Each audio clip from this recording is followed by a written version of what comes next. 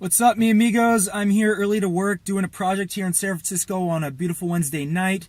I figured that since I wouldn't be able to make it to practice, that I'd give my thoughts for some discussion on the upcoming UFC on Fox card this Saturday, which I'm really looking forward to. Francis Carmon is fighting Ronaldo Jacare Souza in a middleweight fight. It's a fight that I'm really looking forward to. I think it's going to be a great fight to showcase Jacare's skills. That's not to say that I think the fight is a gimme, but I do think that Jacare has the skill set advantage pretty much wherever the fight goes. With that said, Francis Carmon has been able to upset some opponents in the past. He has been able to neutralize pretty much all of his opponents in the UFC. Has gotten away with some questionable decisions, which I may or may not have agreed with.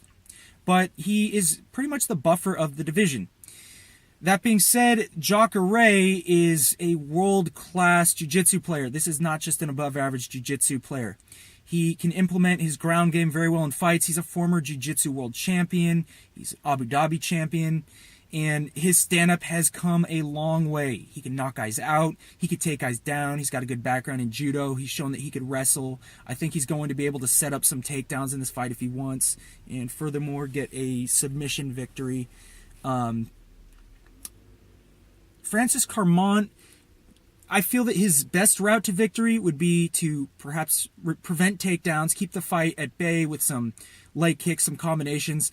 It will not be an exciting fight, in my opinion, if Francis Carmon does what he needs to do to win. But I find that to be very unlikely given the very aggressive nature of Jacare Souza. I personally think that Jacare could win this fight by submission. Tough to say where in the fight he could win it. I think he can win pretty much any way he wants. I think he's got the advantage no matter where the fight goes. Carmon is, I believe, 6-0 now as a middleweight in the UFC, and he's had a very impressive run, but Jacare is also undefeated in the UFC, former Strikeforce middleweight champion.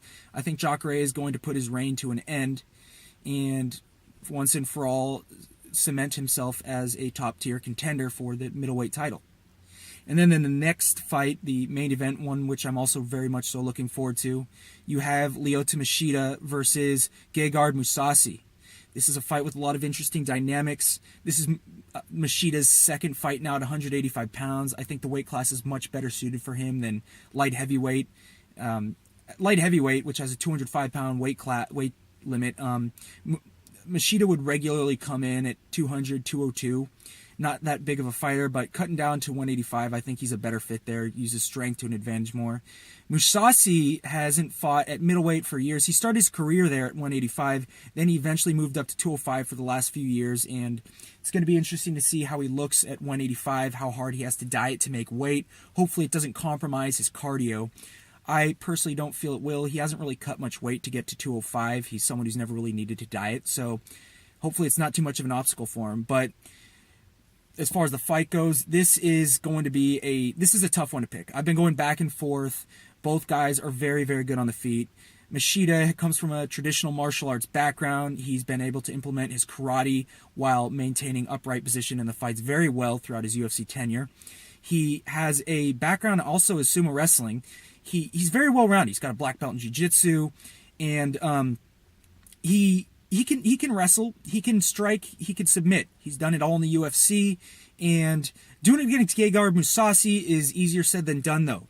Mousasi has got a background in K1. He's a very good kickboxer. He's also a very good grappler. He's got a lot of submission wins, and very, very underrated ground and pound. I don't feel as though Mousasi will be able to get in top position against Machida. I feel that Machida, if he wants to, his easiest route to victory would probably be to turn this fight into a wrestling match. I don't feel like that's going to happen, though. I don't see that being the most likely scenario from Machida's vantage point, but if he wants to, the takedowns have proven to be there against a guy like Gegard Mousasi, whose biggest shortcoming has been his wrestling.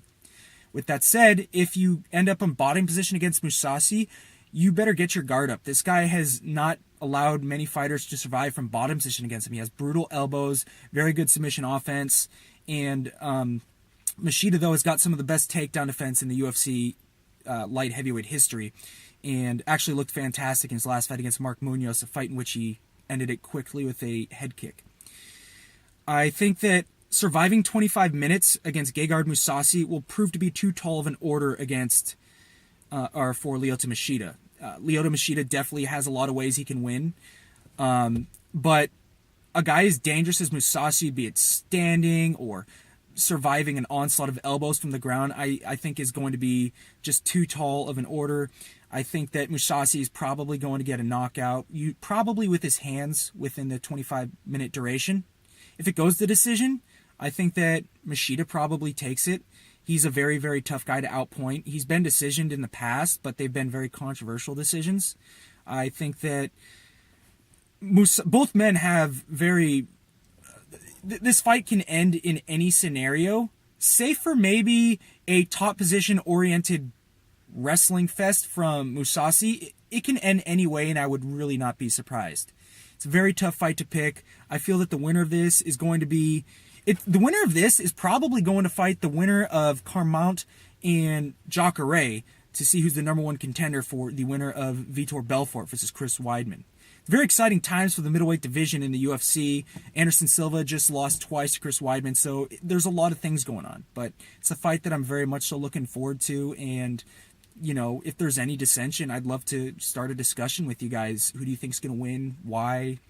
And, you know, hopefully this video wasn't a bad investment of time for you guys. Thanks for watching, and have a good night.